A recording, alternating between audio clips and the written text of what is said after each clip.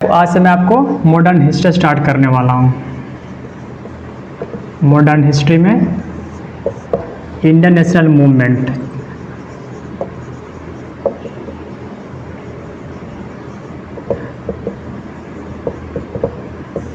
क्योंकि इस चैप्टर से आपको हर जगह हर एग्जाम में आपको सवाल देखने को मिल जाते हैं, तो आपको मैं इसमें भी कि 3 फेज में आपको देखने को मिलेगा। इसमें Indian national movement first phase आपको देखने को मिलेगा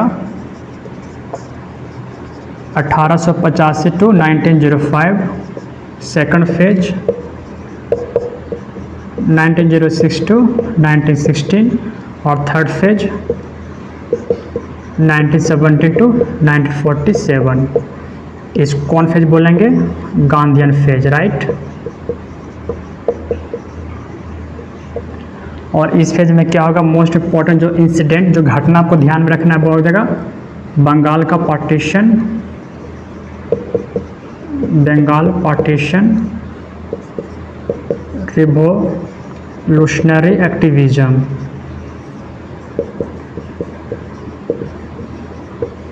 ड्यूरिंग फर्स्ट वर्ल्ड वॉर। तीसरा आपको जो सबसे मोस्ट इम्पॉर्टेंट है, होम रूल मूवमेंट।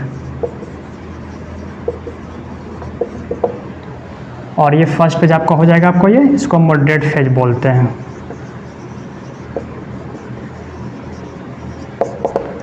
तो आज मैं आपका सेशन पूरा मैं आपको मॉडरेट फेज पर ही लेने वाला हूँ।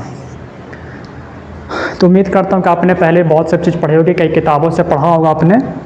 तो आज मैं आपको वही सबको पूरा निचोड़ बताऊंगा, पूरा रीडिंग बिटवीन द लाइंस। जो आपको किताब जनरली जो जब बच्चे पढ़ते हैं तो बहुत सारी चीज़ छोड़ देते हैं, तो मैं वैसी चीज़ को पूरा आज आपको कैटर करने वाला हूँ। उम्मीद करता हूँ कि आप लोग एंजॉय करेंगे सेशन को। तो चलिए आज मैं आपका पहला सेशन इस फेज पर स्टार्ट करने वाला हूँ। पहला सेशन ये लिख दिया मैंने, इसको बोलते हैं मॉडरेट फेज, मतलब कि उदारवादी चरण।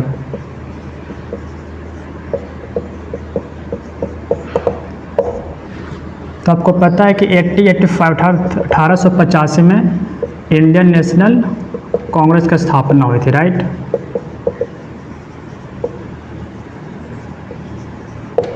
अब इंडियन नेशनल कांग्रेस की स्थापना तो हो गई 1885 में। तो आपको पहले ये जानना है कि कांग्रेस की स्थापना के पहले वो सबसे मोस्ट इम्पॉर्टेंट चीज़ कि वो कौन सी परिस्थितियाँ बनी कि इसके स्थापना करने को लोग भारतीय लोग मजबूर हो गए। अब चूँकि आपको पता है कि इंडिया में ब्रिटिश गवर्नमेंट रूल कर रही है लगभग 1857 के बाद जो परिस्थितियाँ बनी, 1858 का जो एक्ट आया उसमें ईस्ट इंडिया कंपनी चेंज होकर पूरा सत्ता गया हमारे ब्रिटिश गवर्नमेंट में, राइट। तो स्वाभाविक सी बात है, जब कोई बाहरी आपके ऊपर कोई रूल कर रहा है तो वो अपने पूरे एडमिनिस्ट्रेशन को वो एक यूनिफाइड इंडिया बनाने का उनका लक्ष्य है। तो स्वाभाविक सी बात, जितना अब जब दूसरा व्यक्ति को जब आपके ऊपर कोई रूल करेगा तो स्वाभाविक सी बात है कि वो उसके खिलाफ वो विरोध करेगा वो। तो वही है। तो इसके पीछे का जो बैकग्राउंड, जो इसके बनाने में जो सबसे मोस्ट इम्पॉर्टेंट जो बैकग्राउंड स्थिति बनी वो हमारा राष्ट्रवाद है, मतलब कि नेशनलिज्म, राष्ट्रवाद। अब राष्ट्रवाद है क्या? राष्ट्रवाद कुछ नहीं है, बस किसी के द्वारा जब किसी के ऊपर आप जाते हैं अपना वो कंट्रोल करना स्टार्ट करते हैं तो उसी के विरुद्ध जब सामने वाला जब आवाज़ आपके ऊपर जब आवाज़ खड़ा करता है, उस व्यक्ति के अंदर उसके अंदर जब इतनी चेतनाएं, उसका जो सोचने की प्रक्रिया, जितनी से चेतना जो डेवलप हो जाती है अपने देश के प्रति, उसी को हम लोग राष्ट्रवाद कहते हैं। तो चूँकि यहाँ पर हम ब्रिटिश और इंडिया की बात करेंगे, राइट। तो ब्रिटिश गवर्नमेंट इंडिया में से क्या क्या वो करती है कि भारत को, ये भारतीय लोग को उनके खिलाफ उनके खिलाफ वो विरोध करने को वो मजबूर कर देती है। तो इसी में हम लोग पॉइंट पढ़ेंगे राष्ट्रवाद के अंदर। तो वो ब्रिटिश सरकार ने वो क्या क्या चीज़ की है। तो इसमें देखिए पहला पॉइंट हमारा है, चूँकि अभी मैंने बताया आपको कि ब्रिटिश गवर्नमेंट है जो पूरा भारत के ऊपर अपना पूरा कंट्रोल करना चाह रही है। तो वो ऐसे क्या क्या चीज़ करेगी? तो उनका है कि पहला आपको मिल जाएंगे आपको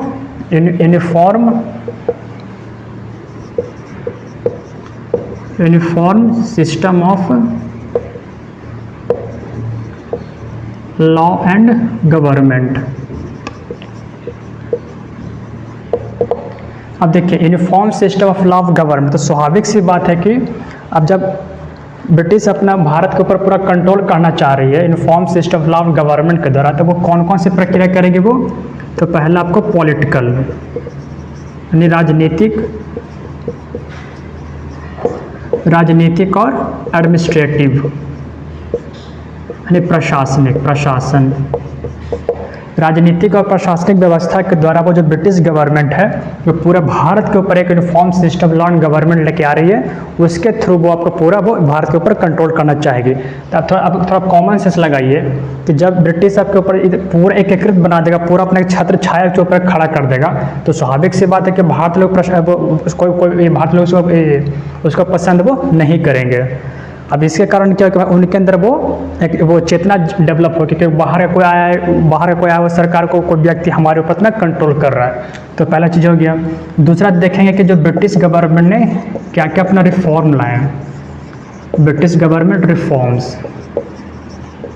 अब देखिए रिफॉर्म तो लोग करते हैं अपने सुविधा के लिए, लेकिन उससे सामने वाला को तो भाई उससे तो इम्पैक्ट तो पड़ेगा ही। तो इनडायरेक्टली रूप से यही भारतीयों को एकत्रित करने का एक अवसर मिल गया। अब रिफॉर्म्स में क्या किया, जैसे आपने पढ़ा होगा 1856 में लॉर्ड कर्जन हमारा वो वायसराय रहे थे। लॉर्ड कर्जन हमारे गवर्नर जनरल रहा। उसने क्या क्या किया, एक समय मैं इसको मैं साफ करता हूँ।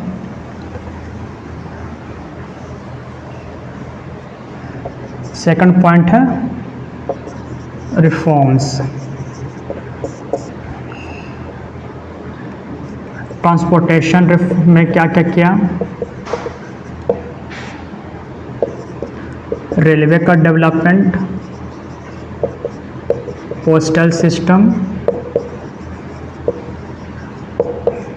टेलीग्राफ सिस्टम, एग्रीकल्चर रिफॉर्म देखेंगे। अब देखिए, अब जितने सारे जब ब्रिटिश गवर्नर ये सब सारे जो प्रक्रिया जो हुई वो हमारे लॉर्ड कर्जन के टाइम में हुआ 1856 में। अब चूंकि ब्रिटिश गवर्नमेंट का पूरा उद्देश्य है कि भारत के ऊपर पूरे एकीकृत इंडिया का हमें निर्माण करना, जैसे मैंने बताया कि वो किसके द्वारा, राजनीतिक और प्रशासनिक व्यवस्था के द्वारा और uniform system of law and government के द्वारा, उसी को अपना पूरा एफिशिएंट एडमिनिस्ट्रेशन को बनाने के लिए वो इतने सारे वो रिफॉर्म्स करती है और इंडियन इसी का फायदा उठाएंगे। अब जाकर अब रेलवे का एग्जाम्पल देखिए, अगर आप कश्मीर से कन्याकुमारी तक चलेंगे या फिर पूर्वोत्तर से पश्चिम भारत में चलेंगे तो स्वाभाविक सी बात है हर राज्य के आदमी मिलेंगे, उनके मिलन हो, उनके बातचीत होगी, उनके रहन सहन, उनके कल्चर, उनके सब कुछ वो बातचीत करेंगे, राइट। तो और यही हमारे परिस्थितियाँ एक दूसरे में एकजुटता लाती है, एक लोग एकत्रित होते हैं तो एक राष्ट्र के प्रति अपने चेतना, अपने राष्ट्र के प्रति प्यार, उसके भावना के डेवलपमेंट होता है। अगर वर्तमान की बात करेंगे तो स्वाभाविक सी बात अभी देखिए अपना हमारा जो प्रधानमंत्री है वो क्या लेके आए, एक राष्ट्र एक भारत श्रेष्ठ भारत, एक भारत श्रेष्ठ भारत। और यही एक बात श्रेष्ठ भारत का क्या उद्देश्य है, इसका भी यही उद्देश्य है कि एक राज्य में होने वाले फेस्टिवल को दूसरे लोग भी उसको सेलिब्रेट करेंगे। तो मतलब सेम प्रक्रिया सेम प्रोसेस वो आज भी यही है। तो इसके द्वारा भी लोग मिलेगा, वो अपने एक दूसरे के बहुत से वो नज़दीक आए, उनके अंदर वो ये चेतना वो डेवलपमेंट हुई। तीसरा हुआ western impact of western education, impact of western education. तो एक चीज़ आपको याद रखना चाहिए, चूँकि हम लोग अभी मॉडरेट फेज पढ़ रहे हैं, तो मॉडरेट फेज के जितने सारे जो लीडर्स होंगे वो पूरे हमारे एजुकेटेड इंडियंस हैं। वो तो वो जितना बहुत सारे लोग विदेश में फॉरेन से पढ़ के आए उन लोग, तो उन लोगों ने क्या किया, उन लोग अब चूँकि बाहर से पढ़ के आए तो स्वाभाविक सी बात है कि यहाँ की जनता को वो जो चीज़ें बोलेंगे वो बहुत नया नया चीज़ लगेगी। तो उन्होंने अब जो हमारे देश के लोग उन्होंने किस जैसे डेमोक्रेसी वर्ल्ड, लिबर्टी, इक्वलिटी यानी समानता, फैटर्निटी भाईचारा, ये सब शब्दों का उन्होंने मतलब स्वराज का लिख सकते हो, इन सारे शब्दों का उन्होंने हमारे जो नेताओं लोग ने हमने वो भारतीयों को समझाया। तो इन सब सारे शब्दों का भी जब मतलब समझा तो हम आम आदमी लायक नहीं यार, ये चीज़ तो करना है और अपने देश ही सबसे ऊपर है। चौथा हमारा हो गया, चौथा आपको पॉइंट है डेवलपमेंट ऑफ प्रेस।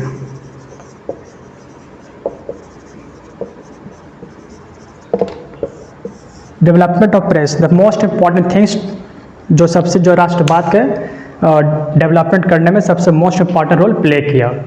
यही प्रेस थी जिसने भारतीय लोगों के अंदर वो जो ब्रिटिश गवर्नमेंट के द्वारा किए गए जितने सारे जो गैर कानूनी काम हैं उनके द्वारा जो किए गए एक्टिविटीज़ हैं उनका वो पोल खोलना शुरू किए। जैसे अभी डेवलपमेंट ऑफ प्रेस जितने सारे जो हमारे उदारवादी नेता, जैसे अगर आप आगे मैं बताऊंगा, उसमें सुरेंद्रनाथ बनर्जी जैसे बंगाली न्यूज़पेपर लेके आए, बंगाली न्यूज़पेपर हो गया, या फिर अपने हिंदू पढ़ते हैं वो ही हो गया। ये एस.एन. सेन साहब का भी वो अपना हो गया किताब बुक हो गया, सुधाकर हो गया, गोपाल कृष्ण गोखले का सुधाकर देखिए। इन सारे न्यूज़पेपर, जर्नल, मैगजीन का सबका एक ही उद्देश्य था कि ब्रिटिश गवर्नमेंट के द्वारा जितने सारे जो गैर कानूनी काम कर रहे थे उनकी वो पूरा क्रिटिकल इवेल्युएशन करना, राइट। और यही इवेल्युएशन हमारे लोगों के अंदर वो जनरल डेवलपमेंट हुई जब फिर और यही सब लोग अपना देश में होने वाले चीज़ों को, जो जितने सारे जो चीज़ें होने को वो डेवलप किया, राइट। ठीक है, तो आपको डेवलपमेंट ऑफ प्रेस हो गया। और इसी टाइम में जितने सारे जो हमारे सोशल, रिलीजियस मूवमेंट, और इस समय भी जितना जो 19वीं शताब्दी के जो हमारे सामाजिक और आर्थिक सुधार करने वाले जो बहुत से जो लीडर थे, जैसे थियोसॉफिकल सोसाइटी कर सकते हैं, ब्रह्मो समाज कर सकते हैं, या रामकृष्ण मिशन कर सकते हैं। इसी टाइम में सारे लोग जो भारतीय समाज के अंदर जो कुरीतियाँ फैली थी, जो था सोशियो रिलीजियस मूवमेंट, यानी सामाजिक धार्मिक आंदोलन। अब इसमें भी बहुत सारा जो इंस्टीट्यूशन जो बने उन लोगों ने भी हमारे भारतीय समाज में जितने सारे जो सामाजिक कुरीतियाँ थी उनको दूर करने का प्रयास किया। जैसे ब्रह्मो समाज, थियोसॉफिकल सोसाइटी,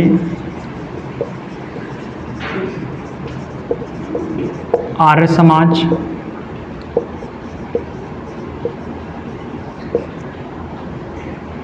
रामकृष्ण मिशन, इन सब जितने सारे जो इंस्टीट्यूशन थे इन लोग, इस सब भी हमारे मदरलैंड के प्रति लोगों में चेतना जगाने का प्रयास किया। आगे बढ़ते हैं। 6 पॉइंट देखिए, लीटन।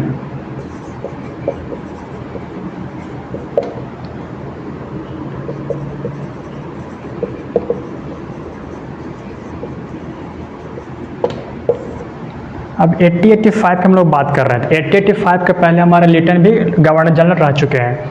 अब इन्होंने भी अपने कई सारे ऐसे जो रूल्स बनाए, कुछ कानून बनाए, जिसने ये भारतीय लोग के अंदर गुस्सा जनरेट करने का प्रयास किया। जैसे आप देखेंगे 1878 में इसने वर्नाकुलर प्रेस एक्ट लेके आया।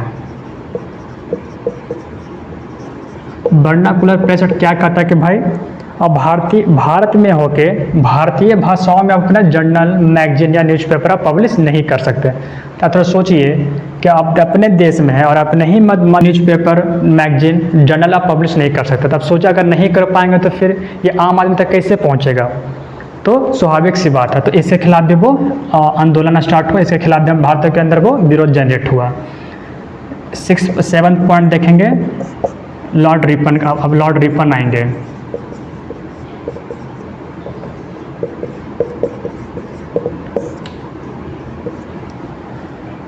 इल्बर्टविल कंट्रोवर्सी।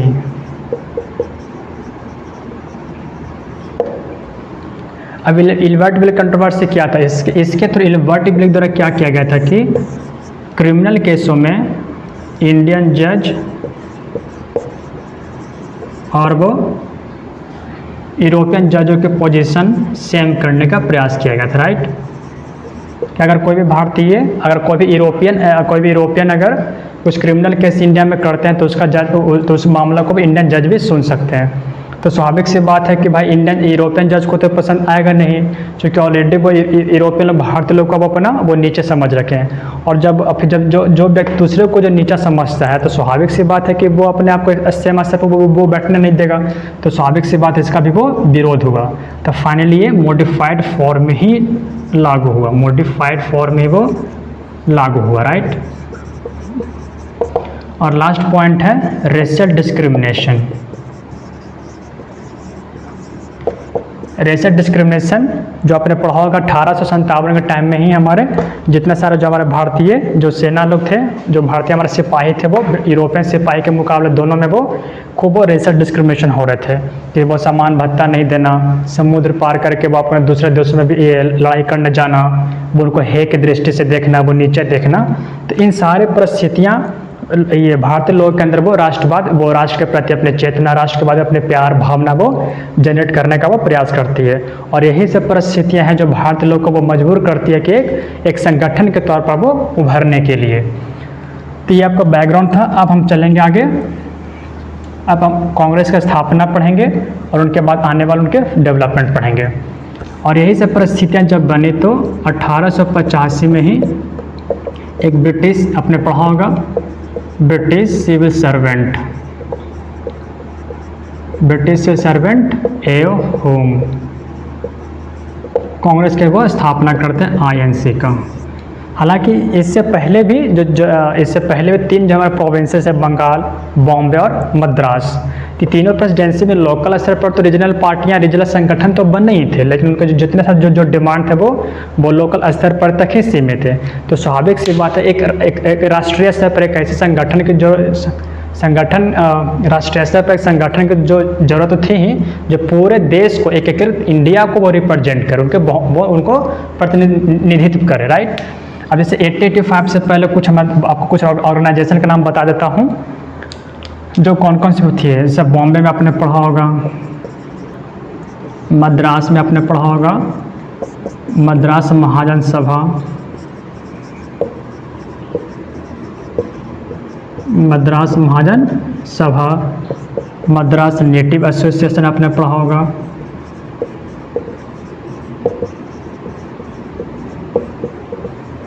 Madras native association. अब बंगाल में भी थे कुछ पार्टियां जो इम्पोर्टेंट थी, जैसे land holder society,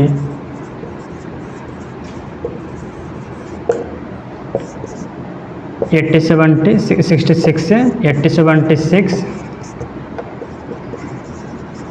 east India association दादा भाई नौरोजी के द्वारा, और इंडियन एसोसिएशन ऑफ कलकत्ता।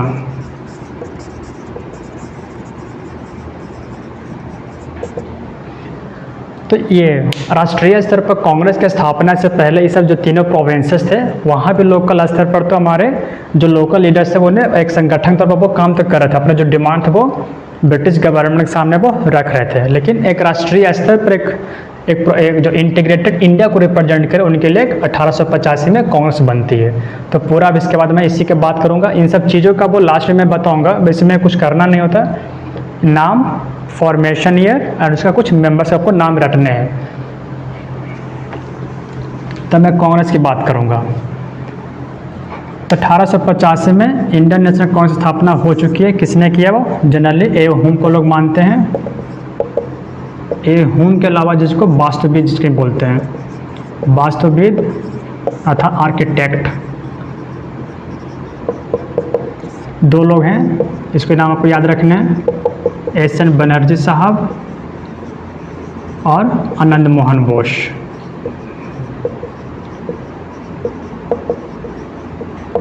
और आपको जानकर आश्चर्य हो कि यही दोनों जो थे, एस एन बनर्जी और आनंद मोहन बोस साहब, यही दोनों 1876 में इंडियन एसोसिएशन ऑफ कलकत्ता बनाएंगे, जो कि बना चुके हैं already, Indian association of Calcutta, जिनका मेन पर्पस है पॉलिटिकल रिफॉर्म्स करने के लिए। ठीक है, अब आईएनसी का ठीक है पहला, अब इसके सेशन की बात करते हैं। आईएनसी का पहला सेशन हुआ आपको बॉम्बे में, लोकेशन कहाँ? कोई गोकुल तेजपाल संस्कृत कॉलेज।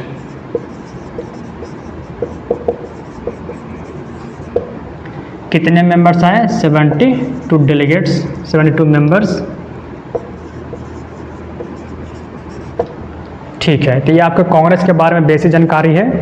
अब चूंकि हम लोग मॉडरेट फेज पढ़ रहे हैं, तो पूरा मॉडरेट फेज, इसको मॉडरेट फेज ही क्यों बोलते हैं, ये 1885 to 1905 का टाइम पीरियड को। यहीं तक रोकता हूँ और आगे मैं कल फिर से कंटिन्यू करूँगा, चैप्टर को पूरा कंप्लीट करूँगा। अच्छा, अपना कमेंट कीजिएगा, पसंद आए तो कमेंट कीजिएगा, तो और आगे मैं अच्छा से बताऊँगा। चूँकि मेरा पहला वीडियो है तो अपना रिएक्शन देना, अपना रिस्पॉन्स देना। धन्यवाद।